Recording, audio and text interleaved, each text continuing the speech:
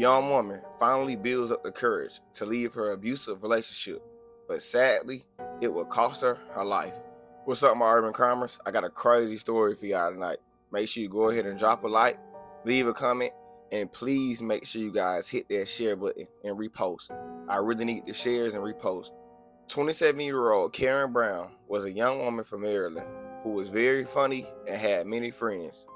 She also was a mother who truly cared for her children. Karen would meet 26-year-old Quandre Wright shortly after she ended the relationship with her child's father. Quandre was a very nice, cool, and respectful young man. He always would show his love for Karen and her child, so the two would eventually start dating. Karen loved Quandre. She thought that he was the love of her life. The two would go on to have two beautiful children together, and he was a great father to the kids. But shortly after the birth of their last child, things would take a dramatic turn for the relationship. Quandre would begin to beat Karen on a daily basis. He also would become very controlling and verbally abusive towards her. Karen tried her best to fix the relationship, even by doing things that went against her will. But none of these things would change Quandre's evil ways. One day, Karen would become fed up, and she finally would build the courage to leave him. Karen would pack up and move her and her children into their own apartment. Now, things were going great in the beginning, but eventually, Quandre would figure out where she lived and began to stalk and harass Karen. Police were called on multiple occasions, but Quandre would leave the home before they arrived.